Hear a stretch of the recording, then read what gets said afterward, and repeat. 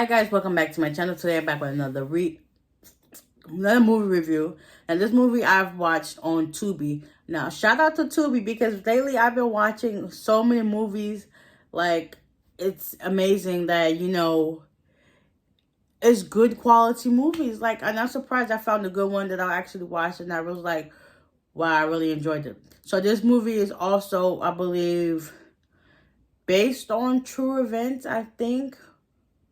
Or I might have got it confused with another movie.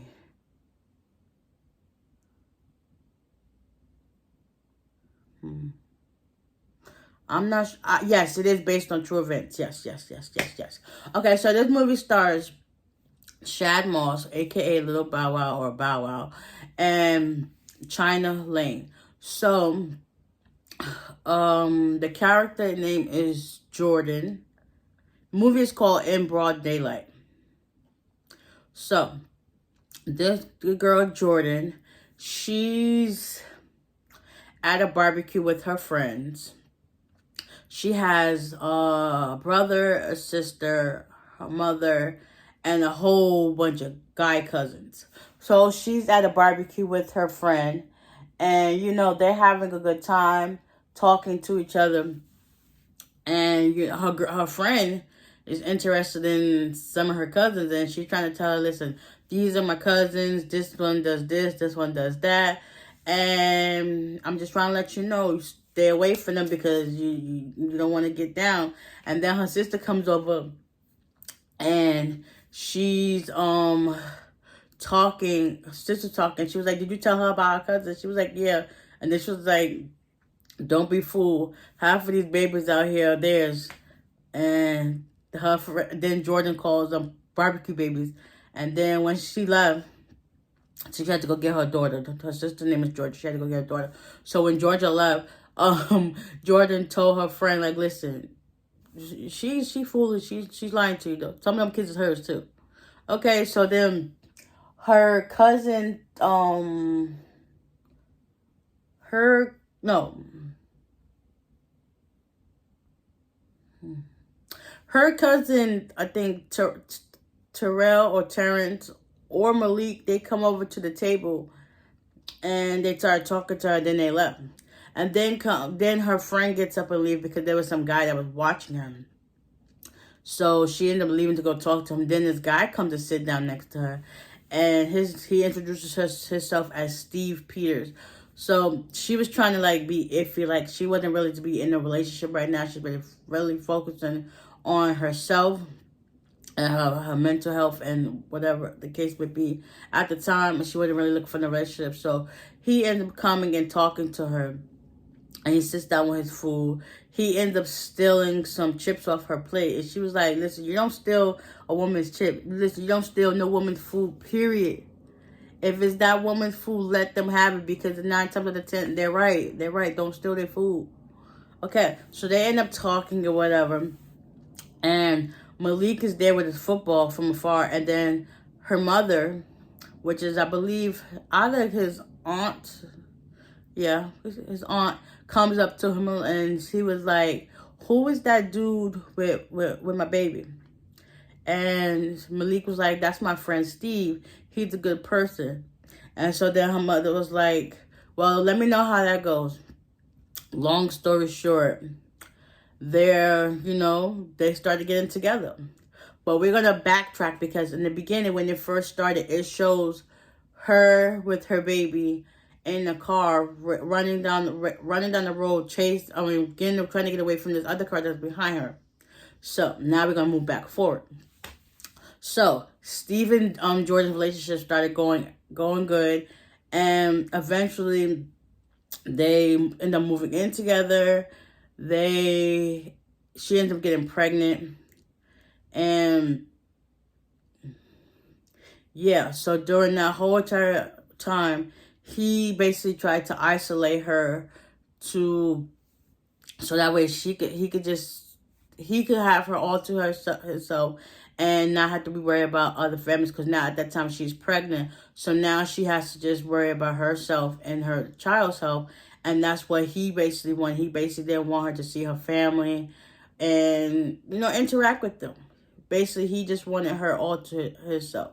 So around this time, she's supposed to go see her mother because they had a baby shower, and he didn't want her to go, and he had to find ways to she had to find ways so she can go. Eventually he let her go to their baby shower, which was dumb as their baby shower, but whatever. So after that, he wanted them to leave early after the baby shower was over.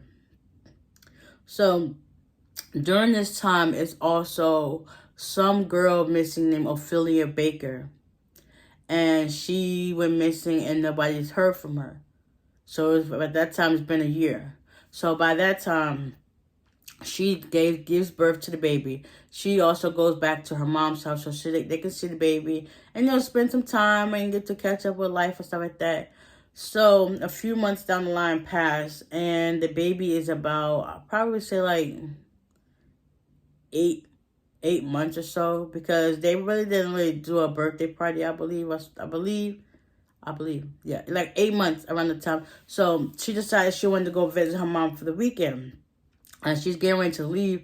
She notices that the doors is blocked off by furniture, the front door and the back door. And he's like, I want you to stay here with me. And she was like, no, I'll be back a little while. Eventually she ends up leaving, and then she comes back. And I guess he didn't like what she had said to him or something when he came back, and he ended up hitting her.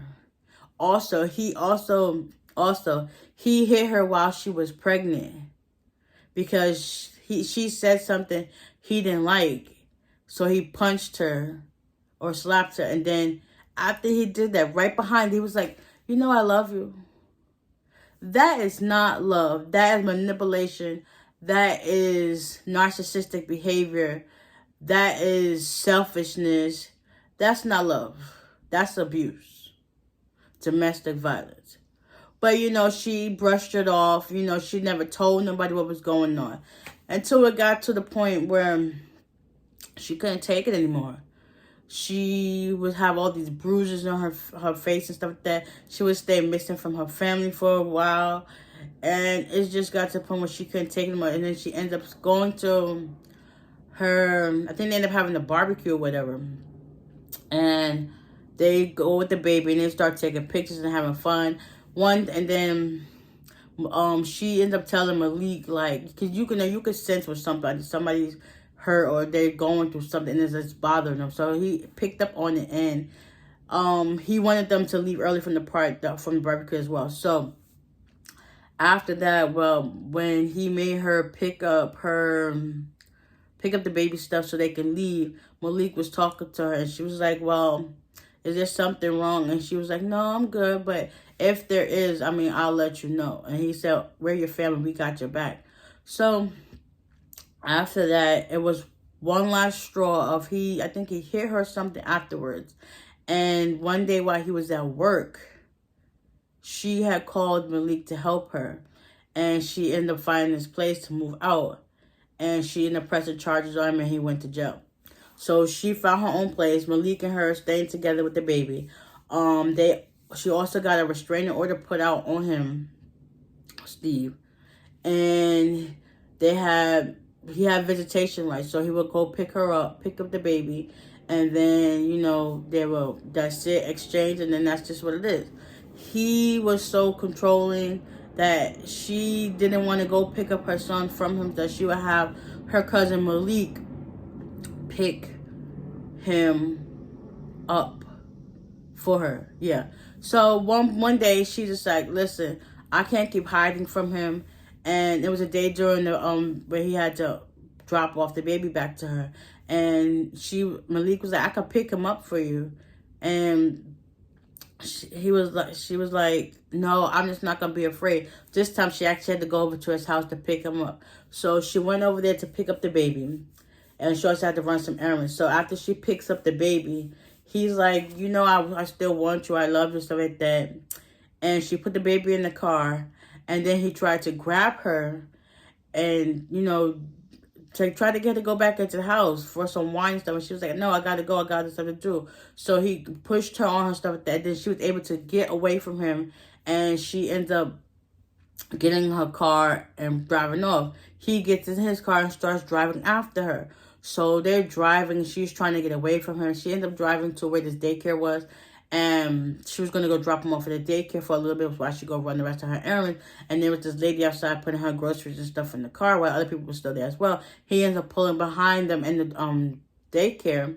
As she was getting ready to get her son out the car, he got her and grabbed her. He slapped her, pushed her around. And the lady that was putting her groceries in the car stopped and was like, hey, what you doing? So she ran over to the Jordan's car. And Jordan told the lady to take my baby. Take my baby. So the lady takes the baby and runs inside the daycare place. And there's another lady that was outside that she also ordered for her to call 911. So Steve takes Jordan into his car, and they're basically on the run. He's basically at the point where he said, if I can't have you, nobody can have you. So we're going to die together. We in this together. That's how he feels. Excuse me. So now they're on the manhunt of trying to find Jordan. The police were called. I think her brother has something to do with law enforcement because the police was talking to Terrence or Terrell, one or two, T, we're gonna call him T, and he was like, listen, we're gonna relay this information back with each other. Then Malik also came in the picture and was talking to the policeman. Listen, this is what we gotta do. So the police officer gave Malik both of the cards, so in case that they see Steve, that he can talk to him and see what's going on. So after that, Malik ends up going to Steve's house to check it out and see what's going on, while T is holding a conference thing at his house where they're getting all the people together so they can help go find her. So they're looking out in the fields and stuff wherever they could think of, and to see where they could find her. They couldn't find her. The next day they went back out to look for her. It's still the same thing. And then later on that night, I believe, they went out looking for her again. The police went out there. They end up driving in the woods. The police was this close to them. So this is Jordan and Steve. And then right where this hand is was the police officers with the cadaver dogs looking for them in the fields. That's how close they was from each other. When they panned over, it was like, are you kidding me? If they would have walked a few inches over, they would have got her and he would have been, arrested. But they didn't. So he made sure that she didn't stay a sound. And once the police stopped searching, I guess they was able to walk off into the woods further, and they end up into this abandoned house somewhere behind a bunch of all these trees. So they're still out looking for her to see if she's still alive. Eventually, I think the next day, Jordan was able to call her sister to see how the baby's doing, because she was supposed to have the baby from when she got taken. So she was trying to give him clues to Georgia to let her know that she was all right. But I guess Steve picked up on it that, she's trying to give off hints. And he was like, no. And he ended up smashing his phone or whatever the case may be. Terrence and Malik, they're still looking for her. Malik's friend also offered advice that, my girlfriend has a psychic friend, that you got to get a piece of jewelry from her and some money so you can pay for it. Eventually, he does go, and so we thought it was a lady that was going to say the reading, but it ended up being this little girl, and he gave her the bracelet, and she picked up on the energy from the bracelet in her, because she was always wearing that bracelet a lot. So he was able to tell her some information that she's alive somewhere, and she's by a body of water. So he took that information and ran, and him and the rest of the other cousins went back to the fields and was asking around. They got to this one part of the field, and they asked this guy, I was on the tractor, it was like, have you seen anybody missing in this area? He was like, no. They said she was supposed to be around some body of water. And he was like, well, that's Anderson Pond. He said, but we done went up and down these fields already. We done checked everywhere. He was like, well, did you check? There's a house over there behind these trees right here. And all of them good on it. It was like, thanks for information. He went and got up there. So they ended up going to the house where they was at. They're looking around or whatever. And Steve is nervous and he can hear the ATVs and the trucks are coming close to where he's at. So before they get there, Jordan says she has to use the bathroom, so she ends up going to the bathroom. He said you don't have no privacy or whatever. So he's still looking out the window, paranoid about his surroundings. So she ends up seeing a tension shower rod hanging up in the bathroom. She ends up pulling it down. Next you know, she starts hitting him with the pole, but she didn't hit him strong enough. But then again, she was also weak because she was dehydrated. So you only got so much energy that you can use to help defend yourself. So she became weak and defensiveless behind that. So he ended up getting her and knocking her out again. Next you know, they end up going to the house. All the boys rush in, and Malik finds her, and she's battered and bruised. And they was like, let her go, let her go. He wasn't letting her go, so they end up shooting. Basically, long story short, he died. She survived her injuries, but she looked so battered and bruised. It was like, nobody should go through that, especially your baby's mother, like the mother of your child. Like, you was not even thinking about the welfare and the health of your child. You were worried about what she got going on. Mind you, she was faithful. She loved this man. She did everything he said. Mind you, he still beat her, and she still stayed. You got mad at the fact that she decided to leave you and she did not want to continue going on with what you put her through. That you was really going out your way to, like, really harm her.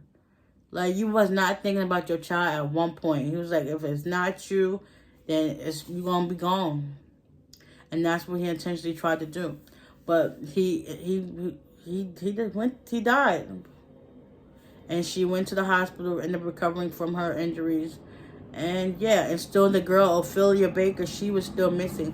From my understanding, after I watched the movie, I believe that Ophelia was once his girlfriend. And he did the same thing he did to Jordan to her. And yeah, only thing is that they probably never had no kids together. That's what I'm thinking. Because it's like, you'll never really hear nothing about her. And it's just like, yeah. So, guys, I hope y'all enjoyed this reaction about this movie review. It's a good movie. Check it out. It's called In Broad Daylight, starring Shad Moss and China Lame. And with that being said, I will see y'all in the next one. Bye.